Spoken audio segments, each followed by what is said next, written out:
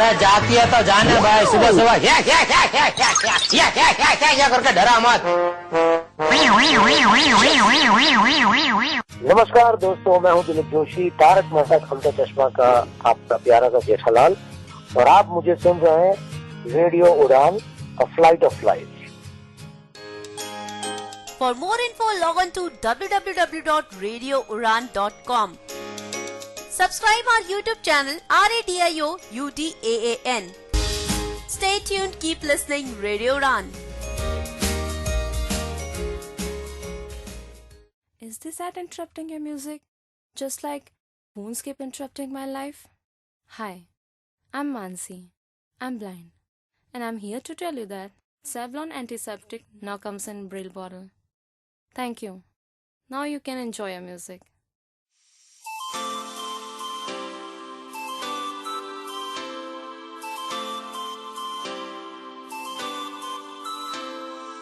Welcome friends, मैं RJ Manish स्वागत करता हूं आपका लाइव गोज ऑन के एक और ब्रांड न्यू एपिसोड में, जिसमें मैं मिलाता हूं आपको आरपी पेशेंट से। हम जानेंगे उनके आरपी को लेकर लाइफ के एक्सपीरियंसेस के बारे में कि कैसे वो आरपी के चैलेंज को फेस कर रहे हैं। इसी कड़ी में मैं आज मिलवाने वाला हूं आपको एक गवर्नमेंट टीचर से जिनको आरपी है। इनका नाम योगेश बंसल है। ये है तो बेंगलोर से, लेकिन मैसूर में जॉब कर रहे हैं। तो चलिए जानते हैं इनको कैसी कैसी मुश्किलों का सामना करना पड़ता है और कैसे ही आरपी के चैलेंज को फेस कर रहे हैं। तो चलिए स्वागत करते हैं योगेश जी का। वेलकम योगेश जी, बहुत बहुत स्वागत है आपका हमारे शो में। नमस्ते Manish ji, thank you very much. आपने मुझे इस शो में आने का चांस दिया, जहाँ पे मैंने पहले भी इसके कई एपिसोड्स देखे हैं, सुने हैं। तो काफ़ी इंस्पिरेशनल होता है, काफ़ी मोटिवेशनल है जो आरपी के पेशेंट्स हैं उनके लिए।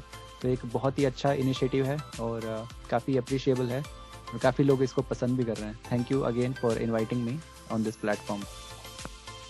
धन्यवाद योगेश जी, आपको हमारे एपिसोड पसंद आ रहे हैं। तो योगेश जी, अभी आपका विजन कितना होगा?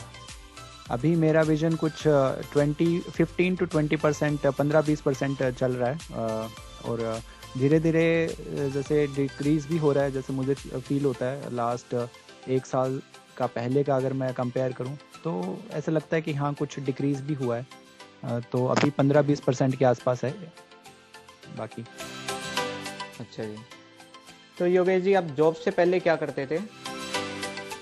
ये गवर्नमेंट टीचिंग की जॉब मुझे 1 अक्टूबर 2020 को मैंने ज्वाइन किया। इससे पहले भी मैं टीचिंग ही करता था और स्टार्ट मैंने जैसे अपना इंजीनियरिंग जब कंप्लीट किया 2014 में, तो मैंने स्टार्ट किया एज अ टीचर ही, मैंने कहीं और जॉब नहीं किया।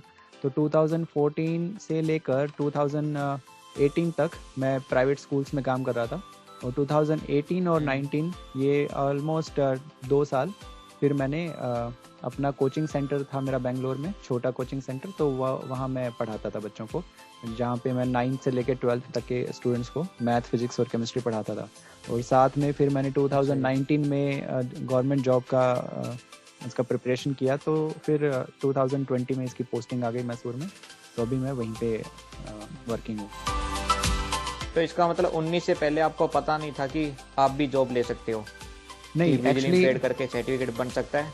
हाँ, उससे पहले मुझे पता नहीं था। हुआ क्या कि 2018 के लास्ट में, नवंबर 2018 में मैं गया था श्रीधरियम, केरला में, जो एक आयुर्वेदिक आई हॉस्पिटल है। तो वहाँ जब मैं वहाँ गया तो मुझे और भी आरपी पेशेंट्स मिले जो ऑलरेडी गवर्नमेंट जॉब में थे। तो उन्होंने मुझे गाइड किया कि ये आरपी के साथ आपको डिसेबिलिटी सर्टिफिकेट बन जाएगा और उसके बाद आप गवर्नमेंट जॉब्स के लिए आराम से तैयारी कर सकते हो और गवर्नमेंट जॉब मिल सकती है। तो मुझे वहाँ से इन्फॉर्मेशन मिली और फिर वहाँ से वापस आते ही मैंने सबसे पहले डिसेबिलिटी सर्टिफिकेट बनवाया और साथ साथ में मैंने प्रिपरेशन इसकी स्टार्ट कर दी। जी, काफ़ी लोगों की ज़िंदगी बदली है श्रीधरियम ने। जी बिल्कुल, ट्रीटमेंट की तरफ से नहीं बल्कि इन्फॉर्मेशन की तरफ से। हाँ, इन्फॉर्मेशन बहुत ज़्यादा ज़रूरी है। जो भी अगर आपको प्रॉब्लम है उसके लिए इलाज से भी ज़्यादा ज़रूरी है, मैं कहूँगा, अवेयरनेस, कि आप उस सिचुएशन में रहकर भी अपनी लाइफ को कैसे लीड कर सकते हैं। वो अवेयरनेस बहुत ज़्यादा ज़रूरी है और ये एक्चुअली आती है कम्युनिकेशन करने से ही। दूसरे हम जब लोगों से मिलते हैं, दूसरे, जैसे आपका ये इनिशिएटिव है, तो ये जो इन्फॉर्मेशन दूसरे लोग अपना शेयर करते हैं, अपना एक्सपीरियंस शेयर करते हैं, तो इससे जो नए लोग हैं जिनको अभी नहीं पता है, तो उनको काफ़ी इंफॉर्मेशन मिलती है और उससे वो अपनी लाइफ चेंज कर लेते हैं। ऐसी कोई बड़ी बात नहीं है। जब तक हमें इसके बारे में अच्छे से अवेयरनेस नहीं होती तब तक ऐसा लगता है कि ये बहुत ही बड़ा प्रॉब्लम है, इसके साथ तो अब ज़िंदगी ख़त्म ही हो गई, तब ऐसे लगता है। लेकिन जब आप किसी ऐसे व्यक्ति से मिलते हैं जो ऑलरेडी अपनी लाइफ को अच्छे से लीड कर रहा है आरपी के साथ, तब आपका कॉन्फिडेंस भी बढ़ जाता है कि हाँ मैं भी कर सकता हूँ, इसमें इतनी कोई प्रॉब्लम वाली बात नहीं है। क्योंकि प्रॉब्लम तो सबके साथ कुछ ना कुछ तो रहती है, तो इसके साथ भी आप कर सकते हैं जो करना चाहें। हाँ जी, बिल्कुल सही कहा योगेश जी आपने। तो योगेश जी, आपको आरपी की शुरुआत कब से हुई? कब आपको लगा कि आपकी आंखों में कुछ प्रॉब्लम है? प्रॉब्लम तो मुझे थोड़ी थोड़ी लगती थी जब मैं क्लास 10, 11, 12 उस टाइम पे, जब मैं 2008 में, जैसे मैं 11th में था, तो मुझे उस टाइम पे ये नहीं पता था कि आरपी है। लेकिन मैं जब शटल कॉक खेलता था या क्रिकेट खेलता था तो कभी कभी बॉल इधर उधर जाती थी, मैं कहीं और डायरेक्शन में चला जाता था, तो उस टाइम पे मुझे ऐसा लगता था कि कुछ ना कुछ तो इशू है। लेकिन मैं जानबूझ के किसी को बताता नहीं था, और क्योंकि फिर मुझे पता नहीं था कि आरपी जैसा कुछ होता है। मुझे ऐसा लगता था उस टाइम पे कि ये मेरा नंबर चश्मे का ज़्यादा है, 6 नंबर था मेरा, -6, तो मुझे लगा कि बाद में जब ऑपरेशन हो जाएगा तो सब ठीक हो जाएगा। लेकिन जब मैं बैंगलोर आया, मेरी फैमिली शिफ्ट हो गई थी बैंगलोर में 2012 में, तो उस टाइम पे मैं इंजीनियरिंग कर रहा था, तो मेरी बीच में जब समर वेकेशन हुई तो मैं बैंगलोर आया। तो बैंगलोर आने के बाद मुझे ये आरपी का पता चला, क्योंकि यहाँ पे फिर हमने नारायणा नेत्रालय है, काफ़ी बड़ा हॉस्पिटल है, वहाँ पे जब हमने डायग्नोस करवाया तो डॉक्टर ने सजेस्ट किया कि आप ईआरजी टेस्ट करवाओ। तो वो ईआरजी टेस्ट में ये क्लियर हुआ कि ये रेटिनाइटिस पिगमेंटोसा है। लेकिन उससे पहले जब भी हम किसी भी डॉक्टर के पास जाते थे, पहले जैसे हम हरियाणा में रहते थे, नेटिव हमारा हरियाणा है, तो वहाँ पे डॉक्टर बस आंखें चेक की, नॉर्मल नंबर बताया, चश्मा बताया कि वो भेज देते थे बस। उसके अलावा उन्होंने कभी कुछ बताया नहीं। तो 2012 में एग्जैक्टली पता चला कि आरपी है।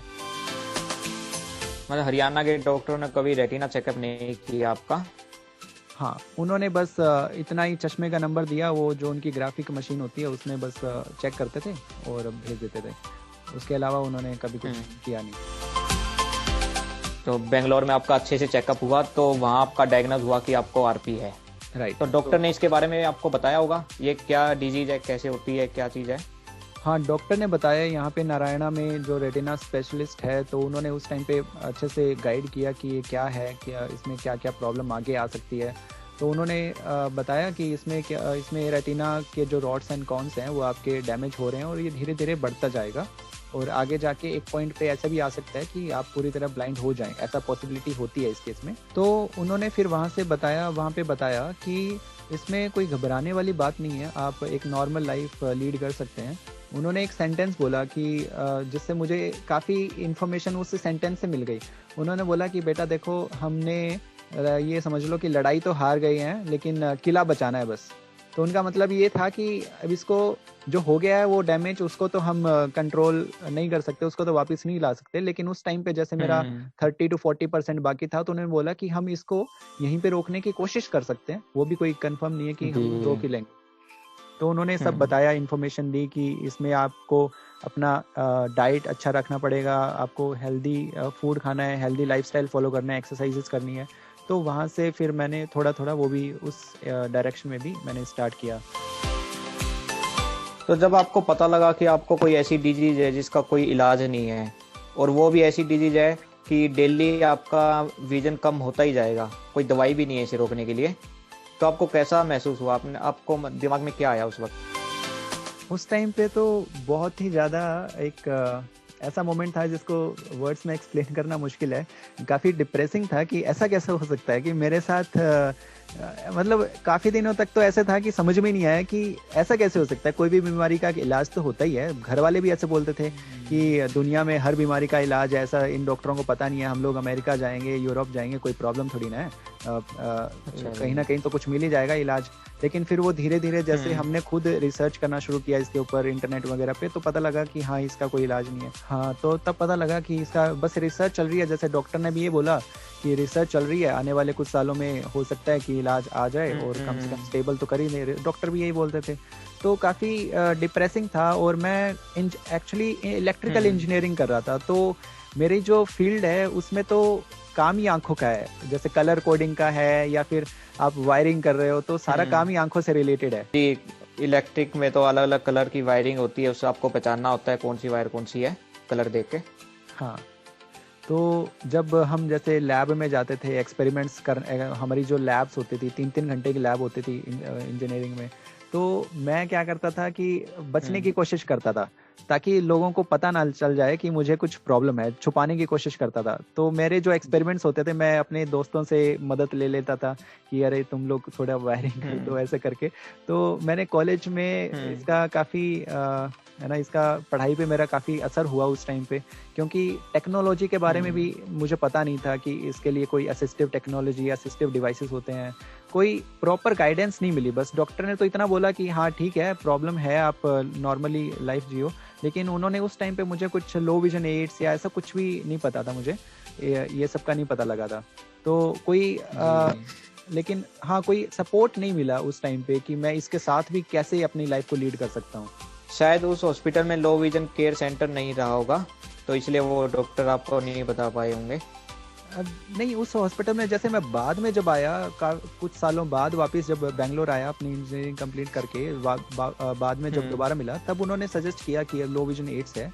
तो उस टाइम पे जब उन्होंने पहली बार बताया था लो विजन एड्स है, 2012 में जब डायग्नोस हुआ था, तो उन्होंने मुझे इस बारे में कुछ इतना बताया नहीं कि लो विजन एड्स के आप ट्राई करो, क्योंकि हो सकता है कि वो जल्दी में, या फिर हमने भी दोबारा आए नहीं उसके उन डॉक्टर के पास, एक ही विजिट में उन्होंने सब ये हो गया था।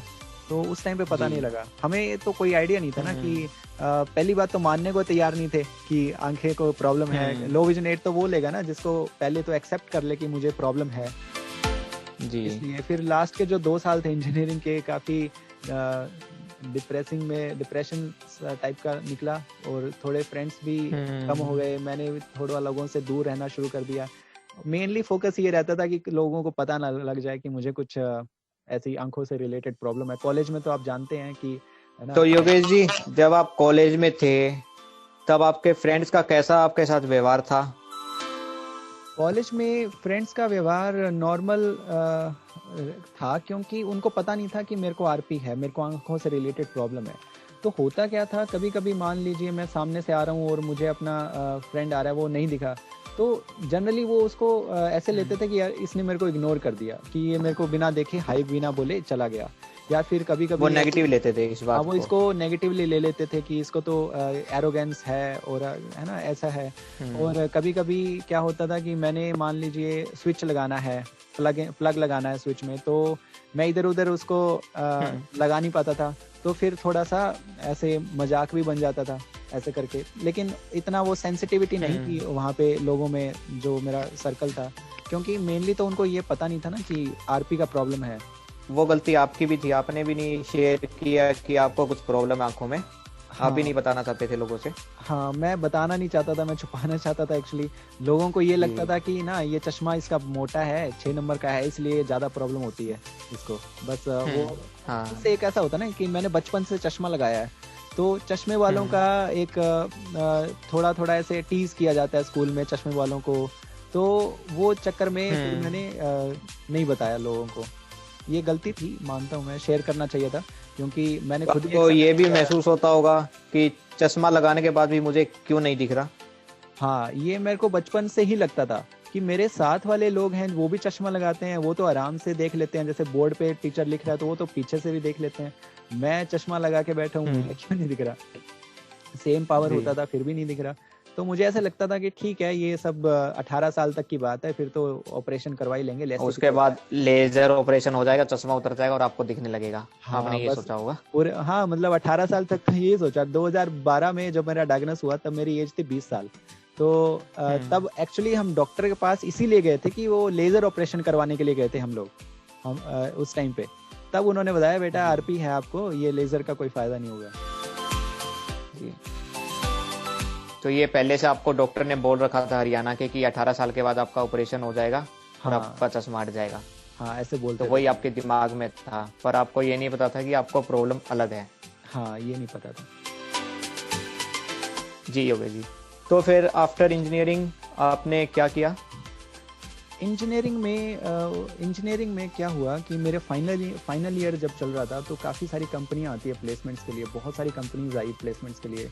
तो जी वहाँ पे उन कंपनीज में पहला जो राउंड होता है वो होता है कंप्यूटर ऑनलाइन टेस्ट का। तो मैं वो अच्छा। राउंड ही क्लियर नहीं कर पाता था, क्योंकि उसमें तो टाइम लिमिट होती है कि 25 मिनट में 40 क्वेश्चन अटेम्प्ट करने हैं। तो मैं आंखों की प्रॉब्लम थी, वो कर्सर मैं इतना चला नहीं पाता था, धीरे धीरे चलाता था, मैं कभी वो अटेम्प्ट ही नहीं कर पाया, इसलिए मेरा प्लेसमेंट नहीं हुआ कॉलेज में। तो फिर 2014 आपको मैग्नीफायर के बारे में भी नहीं पता था?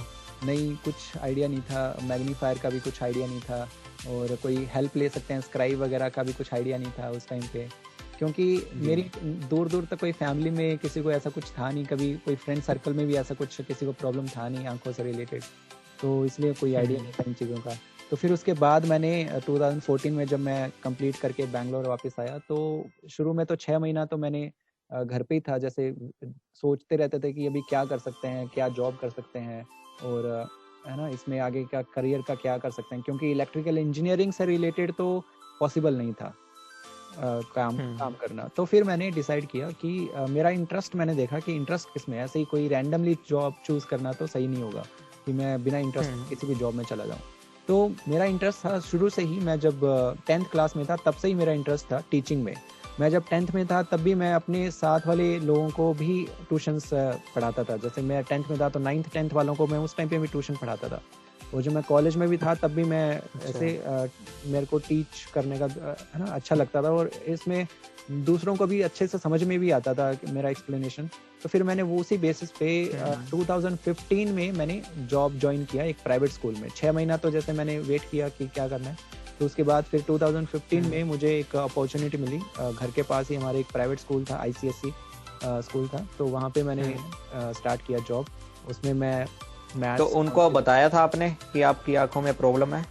नहीं, मैंने उनको कुछ नहीं बताया कि आंखों से रिलेटेड ऐसा कुछ प्रॉब्लम है, क्योंकि उस टाइम पे विजन मेरा ठीक ठाक सा था और मैं अपना काम नॉर्मली कर लेता था, और करेक्शंस जैसे पेपर करेक्शन करना है वो भी मैं कर लेता था उस टाइम 2015 में। तो इसलिए प्रिंट पढ़ने में आपको दिक्कत नहीं आती थी उस वक्त? हाँ, प्रिंट में पढ़ लेता था आराम से, और जैसे हैंड राइटिंग है वो भी पढ़ लेता था, चेक वगैरह कर लेता था अपनी नोटबुक्स वगैरह। तो मुझे किसी हेल्प की ज़रूरत पड़ी नहीं उस टाइम पे, तो इसलिए मैंने बताया नहीं और ज़रूरत नहीं पड़ी बताने की। तो वो स्कूल में मुझे अपॉर्चुनिटी मिली हाई स्कूल में पढ़ाने की, तो वहाँ से फिर मेरा एक फाउंडेशन बन गया करियर का एज ए टीचर। अच्छा जी। तो उसके बाद आपने बताया कि आपने खुद का कोचिंग सेंटर भी खोला था, तो वो कब खोला? उसका रीज़न ये था, जब मैं 2015 से स्टार्ट किया जैसे, तो मैं जब श्रीधरम में गया नवंबर में 2018 में, तो फिर मैं वहाँ से वापस आने के बाद मैंने दिसंबर 2018 में अपने जॉब से रिज़ाइन कर दिया, दिसंबर 2018 में। और फिर मैंने डिसाइड किया कि अब मैं अपना कोचिंग चलाऊँगा, क्योंकि 2018 आते आते मेरा विजन काफ़ी लो हो चुका था 3-4 साल में, और फिर मुझे अपने जो नोटबुक्स करेक्शंस है उसमें काफ़ी प्रॉब्लम होती थी, और थोड़ा सा भी करने से सर में दर्द होने लगता था, कुछ भी थोड़ा भी पढ़ने में भी प्रॉब्लम होने लगी। तो लेकिन उन स्कूल वालों को, प्राइवेट स्कूल था, तो उनको मैंने बताया कि ऐसी ऐसी प्रॉब्लम है। अब प्राइवेट स्कूल में तो आपको पता है कि उनको तो बस काम से मतलब है, इंसान की प्रॉब्लम क्या है उससे उनको मतलब नहीं है। तो उन्होंने बोला कि देखो काम तो करना ही पड़ेगा, जो काम है वह ऐसा भी नहीं है कि हम आपके लिए कोई एक अलग से असिस्टेंट अपॉइंट कर सकते हैं।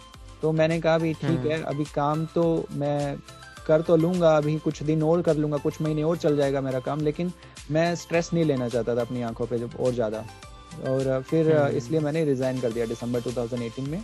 और फिर मैंने अपना एक कोचिंग सेंटर स्टार्ट किया बेंगलोर में ही, जहाँ पे मैं 9th से 12th तक के स्टूडेंट्स को मैथ, फिजिक्स और केमिस्ट्री पढ़ाता था। तो अपना कोचिंग सेंटर का ये फ़ायदा था कि मैं अपने हिसाब से, अपने टाइम टेबल के अकॉर्डिंग और अपनी स्पेस पे काम कर सकता था, इसलिए फिर वहाँ पे मुझे इतना इशू नहीं आया। और जैसे अपने कोचिंग सेंटर है तो करेक्शंस करने हैं तो अपनी पेस पे कर सकते हैं, और दूसरा है ना उसके ऑल्टरनेटिव भी मिल सकते हैं उस टाइम पे। और लाइटिंग वगैरह भी आप अपने हिसाब से कर सकते हो? हाँ, लाइटिंग वगैरह कर सकते हैं, जैसा मुझे चाहिए वैसा मैं एनवायरनमेंट क्रिएट कर सकता था अपनी जगह पे। तो इसलिए फिर मेरा कोचिंग सेंटर स्टार्ट किया, और वो वहाँ से काफ़ी अच्छा पिकअप हुआ कोचिंग सेंटर, और काफ़ी फेमस भी हो गया अगले 1-1.5 साल में ही आसपास के एरिया में। वो काफ़ी उसका रेपो बन गया कि अच्छा पढ़ाते हैं यहाँ पे, अच्छी एजुकेशन अच्छी है, काफ़ी अच्छे रिजल्ट्स भी आए। और मेरा फिर साथ साथ में मैं कुछ ना कुछ तैयारी करता रहता था। पहले तो मुझे टीचिंग का, एजुकेशन का, गवर्नमेंट जॉब का इतना आइडिया नहीं था कि कौन कौन से गवर्नमेंट स्कूल्स होते हैं, कहाँ कहाँ पे जॉब कर सकते हैं। तो मैं साथ साथ में अपना एसएससी की भी तैयारी करता था, लेकिन एसएससी का तो फिर आपको पता है एक बार रिजल्ट अटक गया तो फिर कई साल ही लग जाते हैं।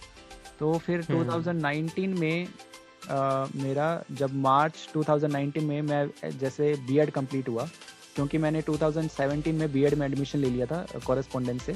तो मार्च 2019 में जब मैंने बीएड कंप्लीट कर लिया अपना, उसके बाद फिर मैंने सीटेट का एग्ज़ाम दिया। तुरंत मार्च में कंप्लीट हुआ, मैंने जुलाई में सीटेट का एग्ज़ाम दिया और वो फर्स्ट अटेम्प्ट में ही पेपर 1 और पेपर 2 दोनों उसके क्लियर हो गए। और फिर जुलाई में क्लियर करने के बाद तुरंत उसके बाद AEES होता है, एटॉमिक एनर्जी एजुकेशनल सोसाइटी। ये डिपार्टमेंट ऑफ एटॉमिक एनर्जी के अंडर ये स्कूल्स हैं। तो इनका रिक्रूटमेंट की नोटिफिकेशन आया, जो जुलाई में ही आया था। तो फिर इनका मैंने अप्लाई किया और सितंबर में एग्ज़ाम हुआ, और सितंबर में वो क्लियर करने के बाद दिसंबर 2019 में इन्होंने मुझे मुंबई बुलाया इंटरव्यू के लिए। और फिर इसका रिज़ल्ट आना था मार्च 2020 में, लेकिन फिर वो कोरोना की वजह से डिले हुआ और रिज़ल्ट आया सितंबर 2020 में, जिसमें ऑल ओवर इंडिया जिसमें रैंक आई थी मेरी रैंक 4। तो उसके बाद फिर उन्होंने मुझे 15 दिन में ज्वाइन करवा दिया। 1 अक्टूबर 2020 को मैंने ज्वाइन कर लिया। तो ये ज्वाइनिंग आपको मैसूर में मिली? जी, ये पोस्टिंग हुई मैसूर में, मेरे घर के एकदम पास। तो आपको कैसा लगा कि इतनी घर से इतनी दूर जाके रहना पड़ेगा, कैसे मैनेज होगा उधर? नहीं, मुझे एक्चुअली क्या है कि इतने कोई ज़्यादा मुझे कंसर्न नहीं थे कि कैसे मैनेज होगा, क्या करेंगे। इतना मैं वरीड नहीं था, क्योंकि मुझे कॉन्फिडेंस आ गया था तब तक कि हाँ, मैं कैसे न कैसे करके मैनेज तो मैं कर लूँगा। प्रॉब्लम्स तो काफ़ी बढ़ चुकी थी अभी तक, पिछले सालों से कंटिन्यूसली इसमें डिक्रीज हो ही रहा था आंखों की जो विजन है, और स्टेबल तो हो नहीं रहा था। तो लेकिन फिर भी कॉन्फिडेंस आ गया था तब तक कि हाँ, मैं कुछ ना कुछ तो कर लूँगा, क्योंकि मैं काफ़ी लोगों से तब तक मिल चुका था जिनका विजन मुझसे भी ज़्यादा पुअर था और वो काफ़ी अच्छा कर रहे थे अपनी लाइफ में। तो मुझे लगा कि क्यों नहीं कर सकते, हम भी कर सकते हैं। ऐसी कोई इसमें बड़ी बात नहीं है कि हम कुछ ही नहीं कर सकते, ऐसा थोड़ी ना है। लोग कर रहे हैं, अगर वो लोग कर रहे हैं तो हम भी कर सकते हैं।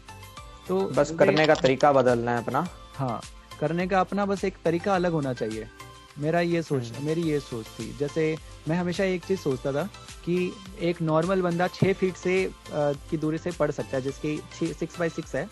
तो मैं अगर 2 फीट की दूरी से पढ़ पा रहा हूँ तो मैं 3 फीट आगे 4 फीट आगे चल के चला जाता हूँ। उसमें क्या प्रॉब्लम है? भगवान ने पैर दे रखे हैं ना, तो उसका वो यूज़ करो। तो फिर मैं ऐसा सोचता था। तो आपने जब ज्वाइनिंग की एज ए टीचर मैसूर में जी, तब जो आपके साथी टीचर थे उनका कैसा था कि एक ब्लाइंड यहाँ ज्वाइन करने आ रहा है, तो उनका कैसा सोचना था आपके लिए? उनका जब मैं यहाँ पे आया तो काफ़ी एक पॉजिटिव मुझे रिस्पांस मिला यहाँ पे सभी लोगों से, जितने भी मेरे कलीग्स थे और जो हमारी वाइस प्रिंसिपल है, हेड मिस्ट्रेस है, सब ने काफ़ी अच्छा रिस्पांस दिया। बाद में मुझे पता लगा कि उनका मेरे आने से पहले वो काफ़ी कंसर्न थे, क्योंकि उनके पास इन्फॉर्मेशन तो आ जाती है ना कि एक विजुअली इम्पेयर्ड पर्सन ज्वाइन करने वाला, तो वो काफ़ी कंसर्न थे कि कैसे मैनेज होगा, क्योंकि इस स्कूल में मैं पहला अपॉइंटमेंट है मेरा जो कि विजुअल इम्पेयर्ड है। इससे पहले आज तक पिछले 35 साल के इसका हिस्ट्री है, कभी आज तक ऐसा हुआ नहीं कोई अपॉइंटमेंट। तो सभी लोग कंसर्न थे, वरीड थे, लेकिन आने के बाद सबने बहुत सपोर्ट किया। सबने बोला कि आप कोई टेंशन की बात नहीं है, हम सब एकदम आपका ध्यान रखेंगे। और मुझे एक्चुअली यहाँ पे आने के बाद ऐसा लगा कि मैं घर पे ही हूँ।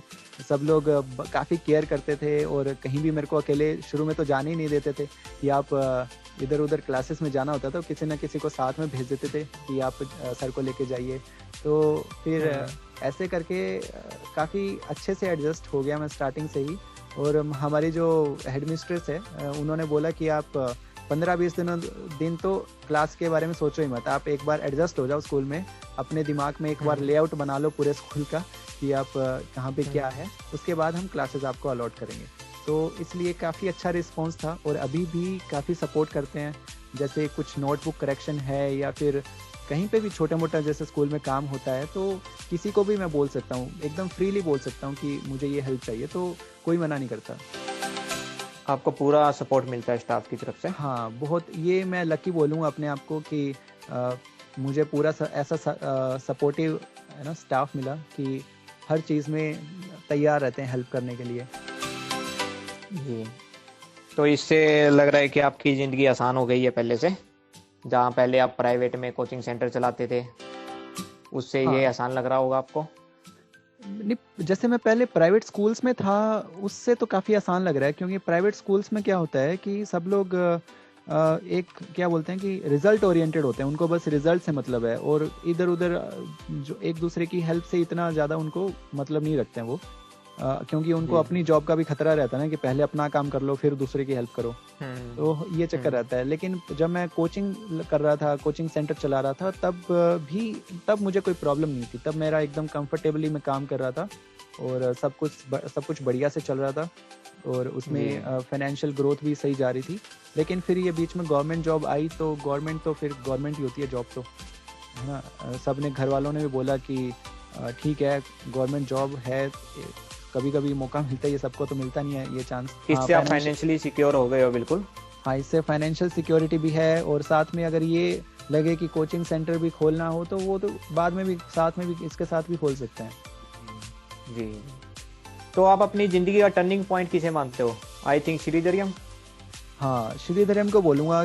2018 में जब मैं श्रीधरम गया, क्योंकि उससे पहले मैं किसी आरपी पेशेंट से मिला ही नहीं था, कि मुझे ऐसा लगता है दुनिया में मैं ही एक आरपी पेशेंट हूँ, दुनिया में और किसी को है ही नहीं।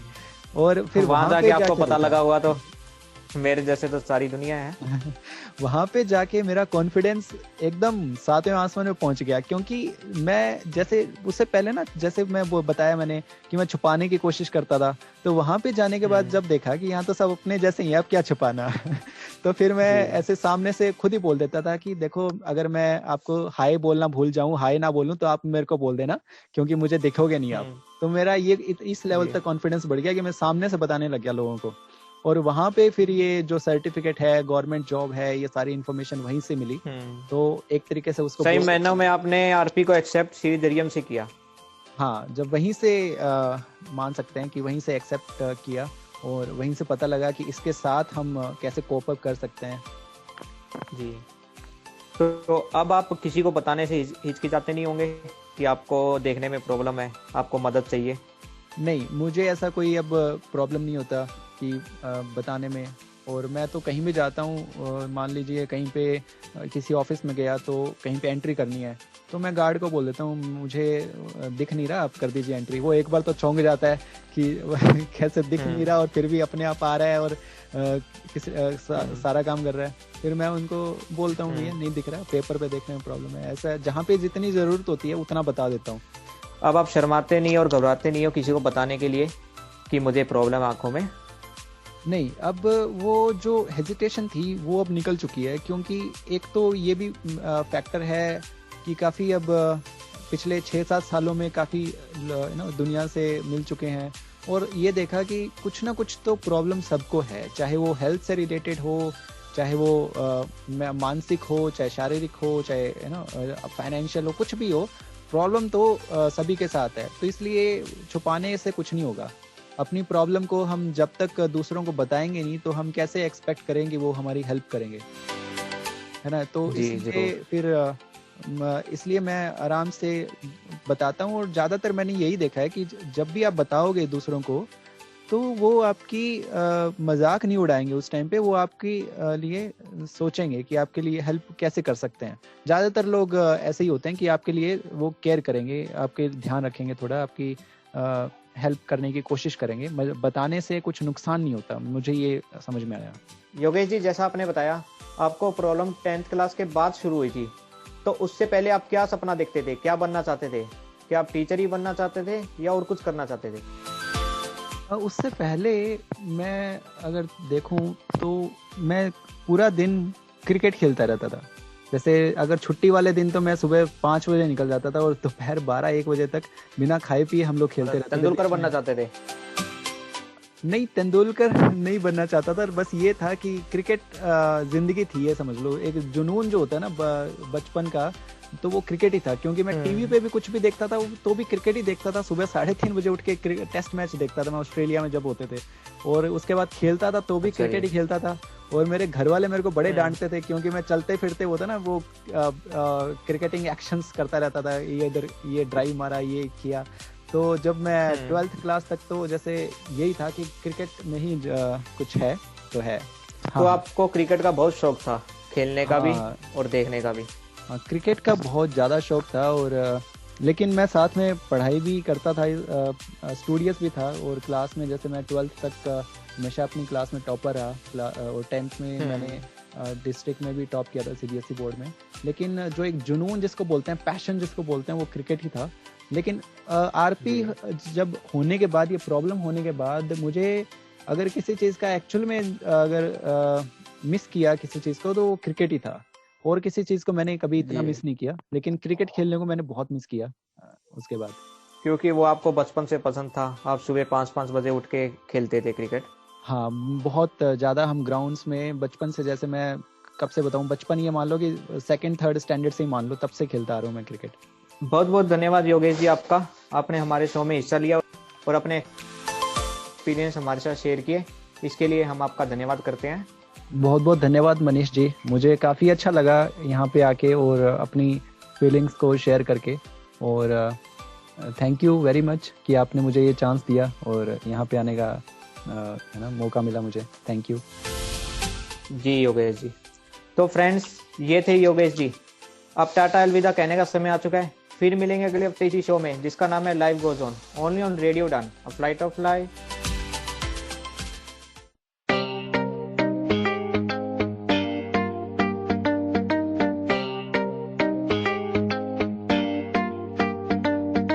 Listen to my baby, I wanna say something to you।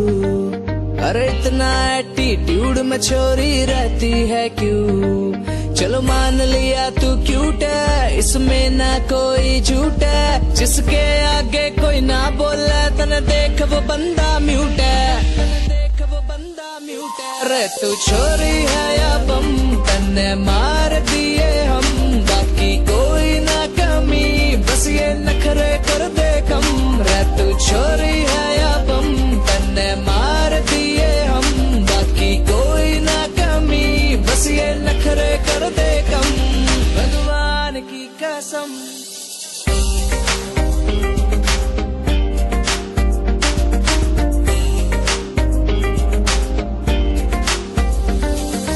Eyes तेरी विस्फोटक है, विस्फोट ना हो जा। एक्साइटमेंट में मेरे तय कोई खोट ना हो जा। आइज़ तेरी विस्फोटक है, विस्फोट ना हो जा। एक्साइटमेंट में मेरे तय कोई खोट ना हो जा। मिस्टेक जे हो जा छोरी, एडवांस में बोलूं सॉरी। मेरे इतने क्लोज ना आवे, ना बन जावे कोई स्टोरी, ना बन जावे कोई स्टोरी। अरे तू छोरी है या बम, तन्ने मार दिए हम, बाकी कोई ना कमी, बस ये नखरे कर दे कम। रे तू छोरी है या बम, तन्ने मार दिए हम, बाकी कोई ना कमी, बस ये नखरे कर दे कम, भगवान की कसम। माय गॉड बेबी तू तो सुतरी घड़ी से मेरे लिए ही बनी से। यहाँ जितनी जनी से सारी तेरे ते तड़े, गोरी तेरे रूप का तो दिया सा पड़ा है। मेरा कालजा जड़े जे कोई और देखे तन्ने सच्ची प्यार हो गया मन, भगवान की कसम। प्यार ज्यादा है या कम आई डोंट कंफर्म, बट तू और मैं जय बन जावे हम, पूरी कर ले रसम। किस बात का है गम, कर मामला खत्म, बोल बम बम बम भोलेनाथ मारे साथ। ले पकड़ मेरा हाथ जानू मान मेरी बात, फेर लेकर पूरे साथ हनीमून की तैयारी कर सारी। दे दे पारी मन फीलिंग सियारी, बाकी छोड़ दे मेरे पे बेबी सारी जिम्मेदारी, बेबी सारी जिम्मेदारी। छोड़ दे मेरे पे बेबी सारी जिम्मेदारी। मेरी आँखें ने हैबिट होगी तन देखण की, मन दे दे जोब तू तेरे केयर टेकर की। मेरी आँखें ने हैबिट होगी तन देखण की, मन दे दे जोब तू तेरे केयर टेकर की।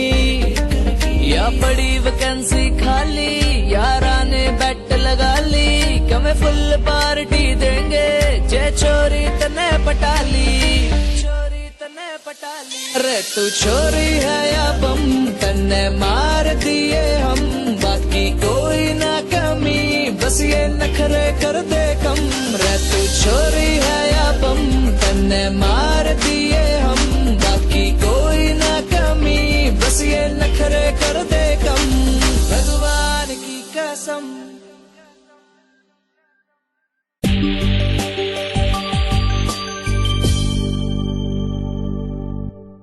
चूंदड़ी जयपुर ते मंगवाई, चूंदड़ी जयपुर ते मंगवाई, रैंडी सोने की घड़वाई, रैंडी सोने की घड़वाई। चूंदड़ी जयपुर ते मंगवाई, रैंडी सोने की घड़वाई। गले में कंठी घेर के न टोकनी चांदी की आठाई। रूप कति निखरा पाटरा, जिक्र बहू के मान की काली। दामन नीचे पैरी जुती, बनगी देखो चीज कसुती। यगज बन पानी ने चाली, यगज बन पानी ने चाली, यगज बन पानी ने चाली, गज बन पानी ने चाली।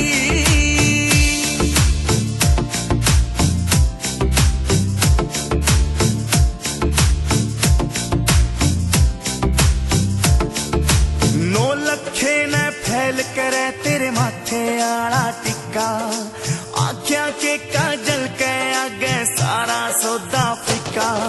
नौ लखे ने फैल करे तेरे माथे आला टिक्का।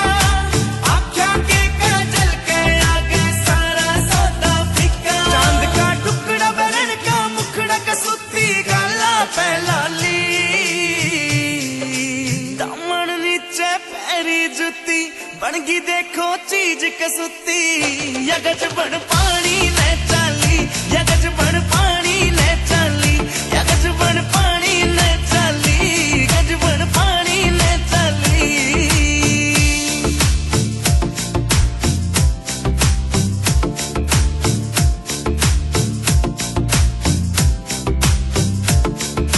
पायल भी प्यारी लागे और खुड़का भी अनमोल कती। झुमके भी दिखे से महंगे, पाटिया कोन्या तोल कती। पायल भी प्यारी लागे और खुड़का भी अनमोल कती। झुमके भी दिखे से महंगे, पाटिया कोन्या तोल कती। देखो हासी करे बदमाशी, नाक में नथलियां डाली। दामन नीचे पैरी जुती, बनगी देखो चीज कसुती। यगज बन पानी ने चाली, यगज बन पानी ने चाली, यगज बन पानी ने चाली, गज बन पानी ने चाली।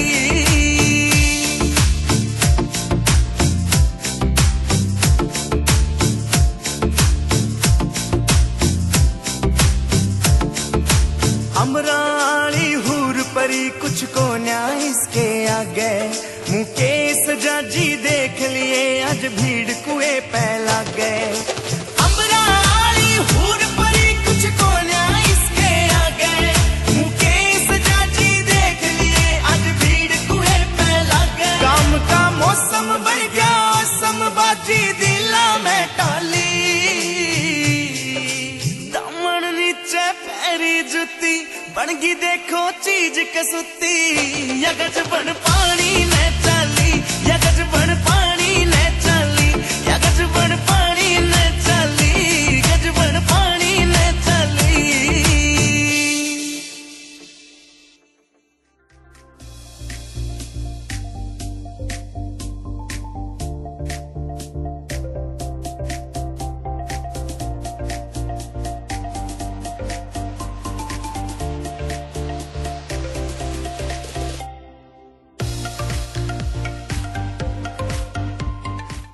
ये ऐड उस घाव जैसा है जो अचानक से आ जाता है, खास करके उनको जो मेरी तरह नेत्रहीन है। नमस्ते, मैं बिपिन और मैं आपको एक बात बताना चाहता हूँ। सेवलॉन एंटीसेप्टिक अब ब्रेल बॉटल्स में आता है। सुनने के लिए धन्यवाद। अब म्यूजिक सुनिए। अरे जाती है तो जाने भाई, सुबह सुबह क्या करके डरा मत। नमस्कार दोस्तों, मैं हूं दिलीप जोशी, तारक मेहता का उल्टा चश्मा का आपका प्यारा सा जेठालाल, और आप मुझे सुन रहे हैं radio Udaan, a flight of life. For more info, log on to www.radioudan.com. Subscribe our YouTube channel RADIO UDAAN. Stay tuned, keep listening Radio Udan. Is this ad interrupting your music? Just like phones keep interrupting my life? Hi, I'm Mansi. I'm blind. And I'm here to tell you that Savlon Antiseptic now comes in Braille bottle. Thank you. Now you can enjoy your music.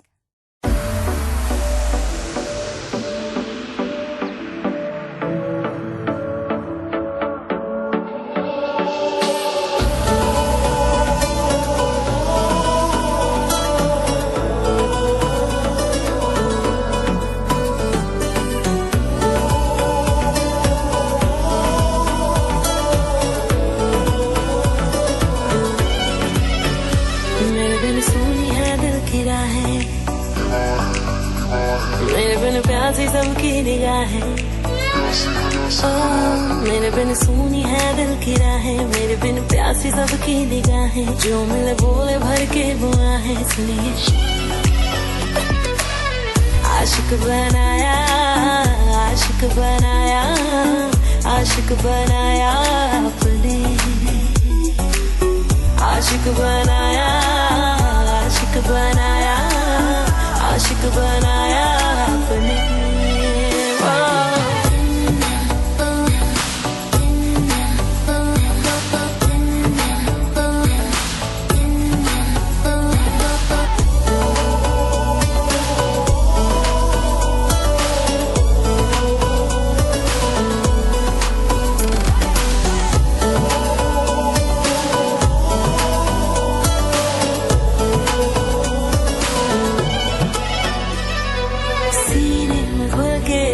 धड़के तो मजा है, होठों से पढ़ ले वो जो होठों पे लिखा है, तेरी निगाहों में तेरा चेहरा रवा है, कह रहे हैं अरमां जाने का पागल समा है, आशिकी में हाय कैसी बाजियां है खेली, जान जान कह के तूने जान मेरी ली, मेरे लिए सबका दिल है आवारा, मेरे बिना होना नहीं है गुजारा, मेरे संग झूम ले आके यारा, सुनिए आशिक बनाया, आशिक बनाया, आशिक बनाया दीवाने रुक जा, तेरा हमसे सामना है, आँखों से छू ले, छूना हाथों से मना है, बेचैनियों का फासलों का सिलसिला है, दर्द जिगर का ये सबब हमको मिला है, ख्वाबों में जो आए जाए यार हम वही हैं, हम किसी को आसानी से मिलते ही नहीं है, मेरे बिन शाम है बेनजारा, मेरे बिन बेदिया हर सितारा, मेरे बिन इश्क है बेसहारा, सुनिए आशिक बनाया, आशिक बनाया, आशिक बनाया, आशिक बनाया, आशिक बनाया, आशिक बनाया, आशिक बनाया, आशिक बनाया, आशिक बनाया।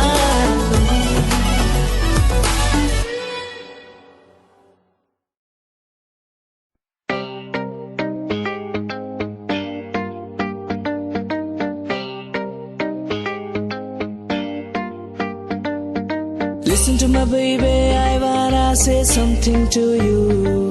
अरे इतना एटीट्यूड में छोरी रहती है क्यों? चलो मान लिया तू क्यूट है, इसमें ना कोई झूठ है, जिसके आगे कोई ना बोले तने देख वो बंदा म्यूट है, देख वो बंदा म्यूट है। अरे तू छोरी है या बम, तन्ने मार दिए हम, बाकी कोई ना कमी, बस ये नखरे कर दे कम। रे तू छोरी है या बम, तन्ने मार दिए हम, बाकी कोई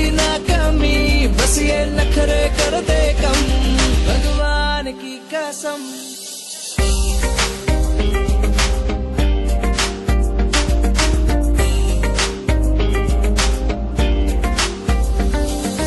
आइज तेरी विस्फोटक है, विस्फोट ना हो जा, एक्साइटमेंट में मेरे तय कोई खोट ना हो जा। आइज तेरी विस्फोटक है, विस्फोट ना हो जा, एक्साइटमेंट में मेरे तय कोई खोट ना हो जा।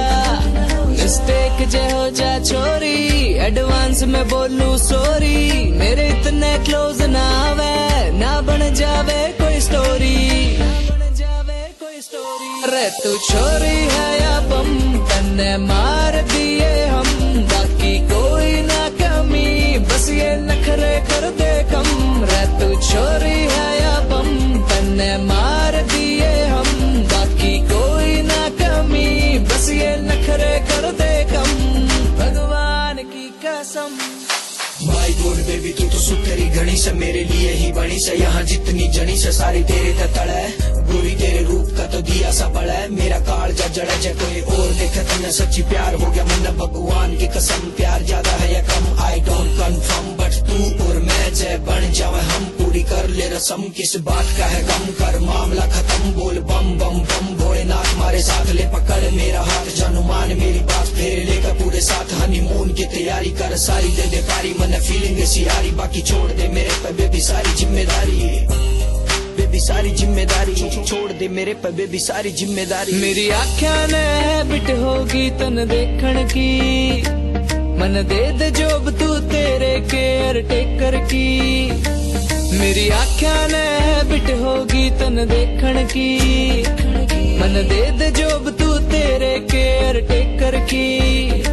या पड़ी वैकेंसी खाली, यारा ने बेट लगा ली, कमे फुल पार्टी देंगे, जे चोरी तने पटाली, चोरी तने पटाली। अरे तू छोरी है या बम, तन्ने मार दिए हम, बाकी कोई ना कमी, बस ये नखरे कर दे कम। रे तू छोरी है या बम, तन्ने मार